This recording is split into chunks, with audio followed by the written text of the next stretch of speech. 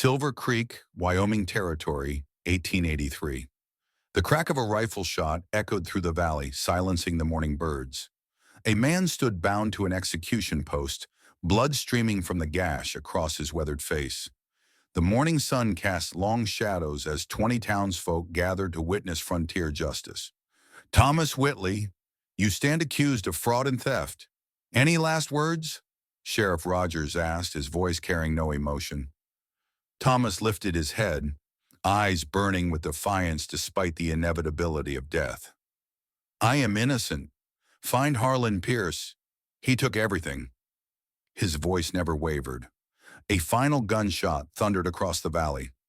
Thomas Whitley slumped forward, and the world faded to darkness. 3 months later, the wind carried the scent of dust and smoke through the single main street of Silver Creek. Church bells tolled the noon hour as townsfolk gathered like vultures behind the livery stable. They whispered and pointed, some clutching their children closer, as if what they witnessed might contaminate innocence. Emma Whitley stood with her wrists bound behind her, tied to a split-log fence post like livestock at auction. Her copper-brown hair fell across her face, partially hiding her sea-green eyes that refused to show defeat. Her dress, once fine but now faded, hung loosely on her slender frame. One side of her cheek bore the smear of dried blood where she had fallen earlier, trying to escape this public humiliation. A Whitley, all right, just like her daddy, drowning in debt and dragging everyone down with her, muttered a woman in a feathered hat.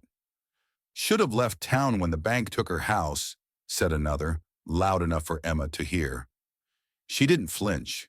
Her gaze remained fixed on the horizon, trying not to blink because every time she did, her father's face appeared, cold and blue in the coffin they couldn't afford. 2 months gone, and still he held her captive in ways he never meant to. Banker Hoffman leaned against a nearby post, dabbing a handkerchief against his sweaty neck. This is just business, he told the self-righteous crowd. Her daddy owed 12 more than the sale brought in. That means she's liable. She ain't got 43 cents, someone called out. Laughter rippled through the crowd. Emma's lips remained pressed shut. She'd pleaded her case yesterday and the day before, told them she had no family left, no money, no home. None of it mattered. The law said a debt unpaid was a debt inherited, and in Silver Creek, laws bent for the powerful and broke the weak. She can work it off, Hoffman continued, nodding toward two men in leather vests. Housemaid in Denver. Maybe more if the buyer wants it. One of the men winked. Emma shut her eyes just once, and a single tear slipped down her cheek. The sky above held no clouds, but the sun felt cruel and merciless. Then came the slow, measured sound of hoofbeats against the hard-packed earth. Heads turned. Silence rolled through the crowd like a tide. From the north end of the street rode a man dressed in a deep brown duster, his wide-brimmed hat casting shadows across his face. He sat tall in the saddle, shoulders broad and squared. A well-worn Winchester rifle rested across his lap. Behind him followed a buckboard wagon carrying 3 children, 2 boys and a little girl no older than 6, her face half hidden beneath a sunbonnet. He dismounted slowly, every movement deliberate and controlled. Standing at his full height, the stranger revealed a hard face weathered by sun and war, piercing blue eyes that missed nothing, and a short beard peppered with gray. A long scar ran from his right ear down his neck, disappearing beneath his collar, the kind of mark left by a Confederate saber. The stranger looked at Emma, not the crowd, not the banker, just Emma. She looked up. Something in her chest shifted. His eyes were assessing, calculating, like a soldier surveying a battlefield. Is this how Silver Creek treats its women now? The man asked, voice quiet but carrying the kind of authority that needed no volume. She's not a woman, she's a burden, Hoffman replied. And she owes. The stranger cut him off. How much? 43/12 thars. He reached inside his coat, pulled out a leather pouch embossed with a military insignia, and counted each coin with deliberate precision. The silver clinked like judgment with each piece. She does not owe you any more. He handed the money to Hoffman, who hesitated before accepting it. The man turned to Emma, pulled a knife from his belt, and with a swift motion cut the rope binding her wrists. Her arms fell forward, weak and trembling. She met his gaze, confused but defiant. "Are you all right?" he asked softly. She nodded, though her throat burned with unspoken words. He stepped aside and nodded toward his wagon. "Come with me. You have a place now." One of the boys in the wagon shouted, "Pa, who is she?" The stranger looked at Emma, then back at his children. "Someone who needed help, that's all."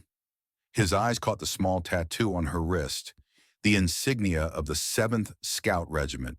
Recognition flashed across his face.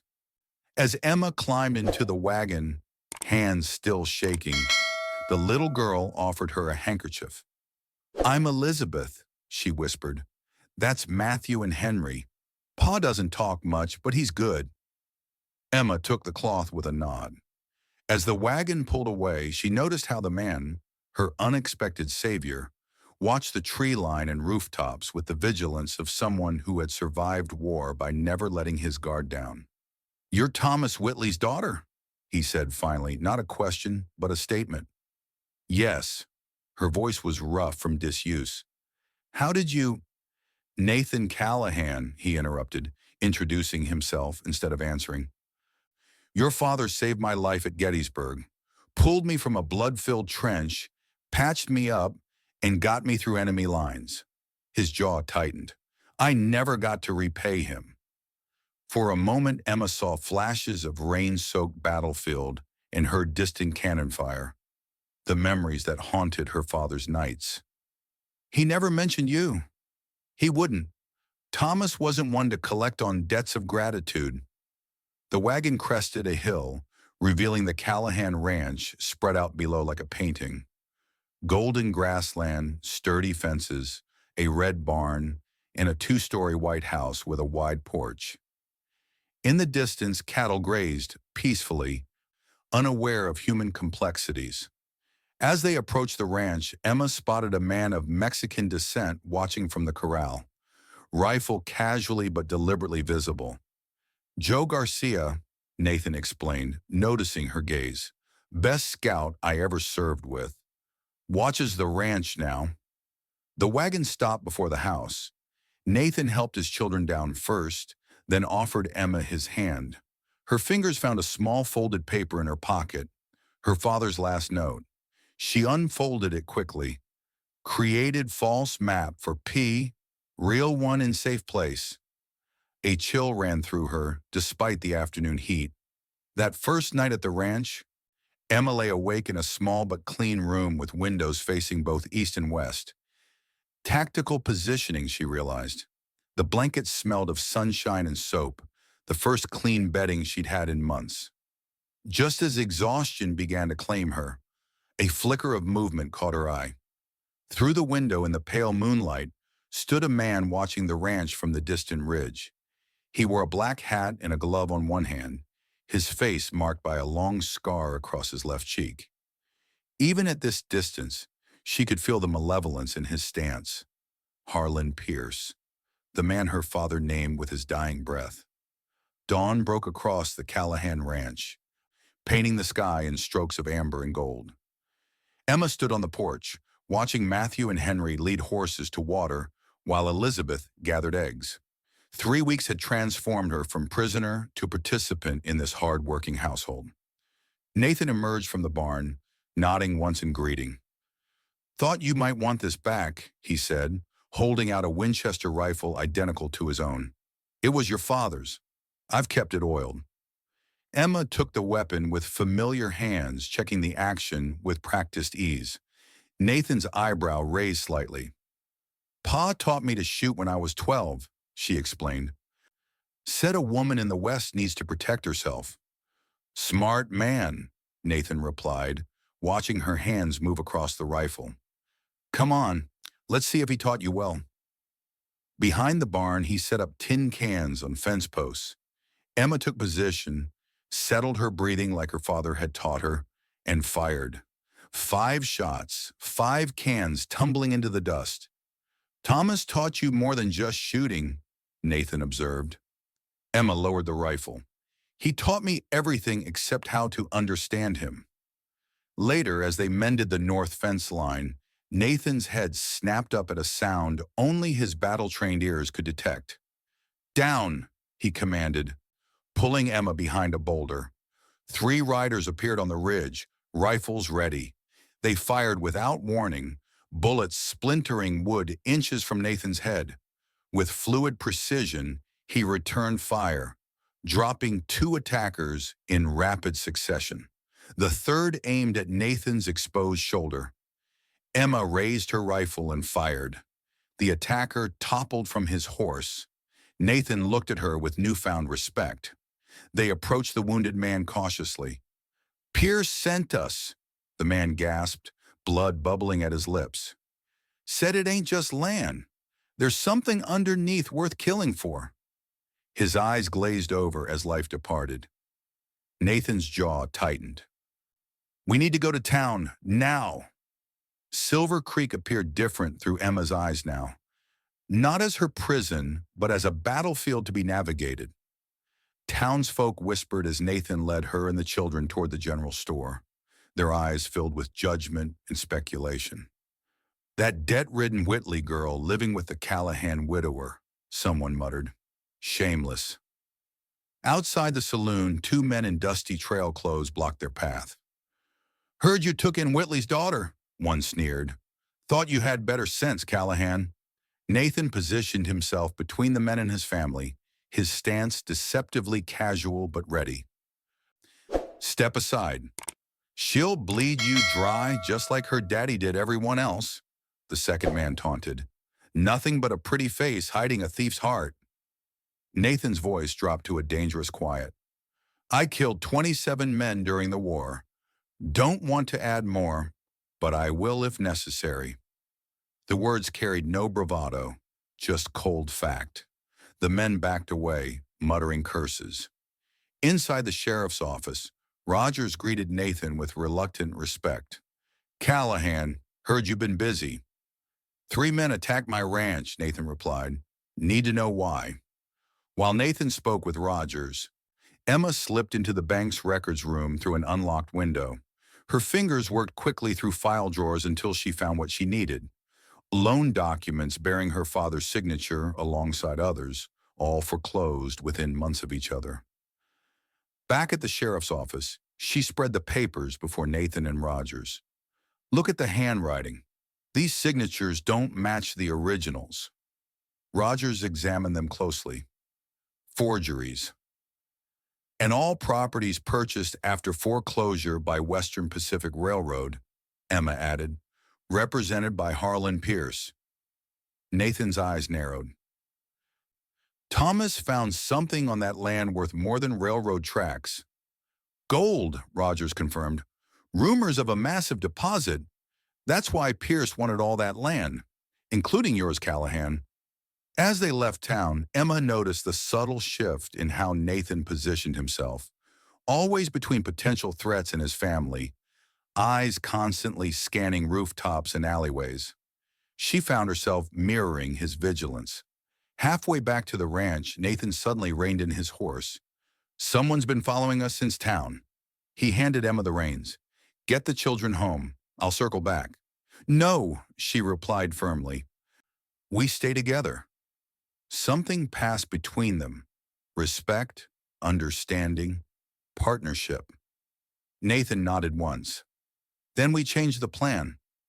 They diverted to a narrow canyon, forcing their pursuer to follow. Nathan disappeared into the rocks while Emma continued forward with the children. Minutes later, a gunshot echoed off the canyon walls, followed by Nathan returning with a bound man across his saddle. "Williams," Nathan explained, "hired on last month. Pierce's spy." Under questioning back at the ranch, Williams revealed Pierce's plan: Attack the Callahan Ranch tomorrow night with 15 hired guns. Take the land by force. Leave no witnesses. Nathan gathered his loyal ranch hands. Pierce comes tomorrow night. 15 men against us. Joe checked his rifle. We've faced worse odds. I've sent word to Harrington and Weber, Nathan continued. They'll bring men. Emma watched as Nathan transformed into the military commander he once was, positioning defenders, establishing fields of fire, creating fallback positions. He showed her a hidden cellar beneath the house. Children stay here during the fight. Tunnel leads to the creek if needed. That night, Emma finally decoded her father's map. The gold wasn't under Whitley land, as Pierce believed. It was beneath Callahan's north pasture. She found Nathan on the porch, staring into the darkness. The gold is here, she told him, showing the map. That's why they want your land. Nathan didn't look surprised. That's why Thomas directed Pierce away from here. He was protecting this place, protecting us. Why would he protect your land? Nathan's eyes met hers. Because he knew someday you might need it. In the silver moonlight, something unspoken passed between them. Not romance, but something deeper. Understanding, partnership, the recognition of two souls shaped by loss and hardship, finding unexpected alliance. Sometimes, Nathan said quietly, the border between justice and vengeance is mighty thin. Emma nodded. My father crossed that border hunting for gold. I won't make the same mistake hunting for justice. As if summoned by their words, distant torches appeared on the hillside. Pierce had come early. Sunrise was still hours away when the attack began. Nathan, Emma, Joe, and 3 loyal ranch hands took defensive positions around the property. The children huddled in the hidden cellar, Matthew clutching his father's old Colt revolver with solemn responsibility. Gunfire erupted from the tree line. Wild, intimidating shots meant to frighten rather than hit. Nathan's men held their fire, conserving ammunition. Emma positioned herself at the back of the house, rifle steady, breathing controlled.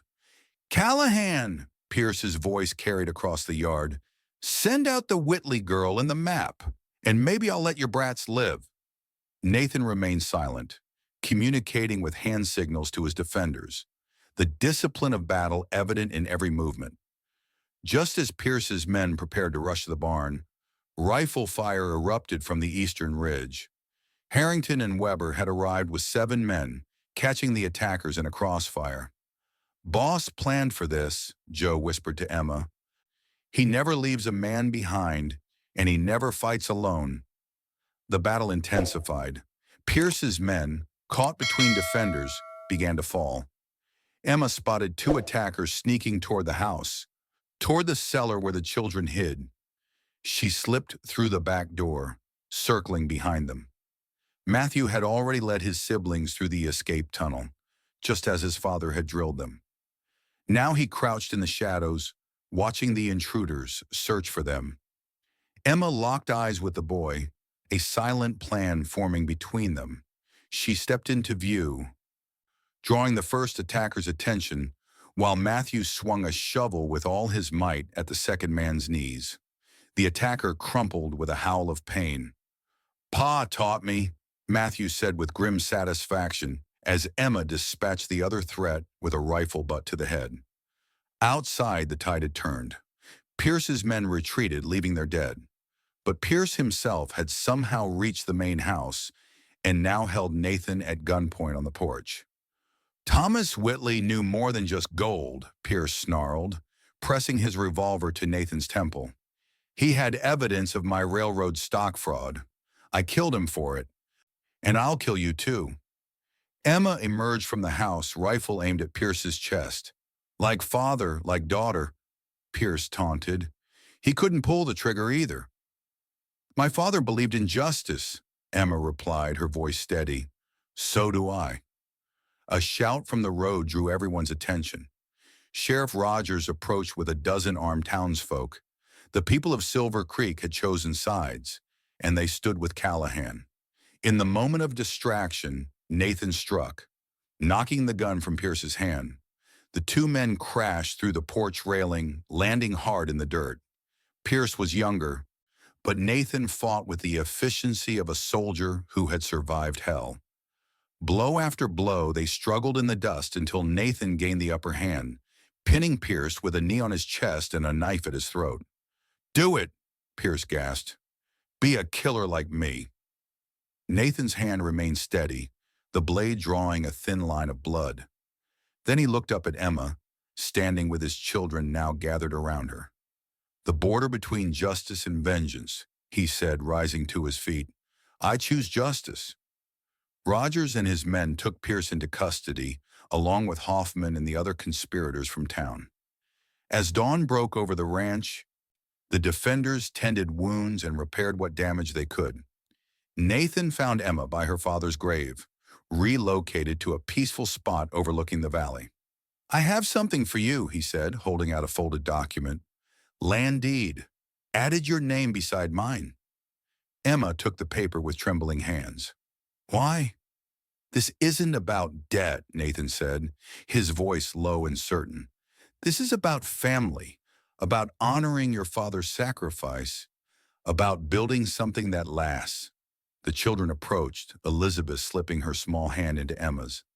"Mama," she said experimentally, testing the word. Matthew and Henry nodded in solemn approval.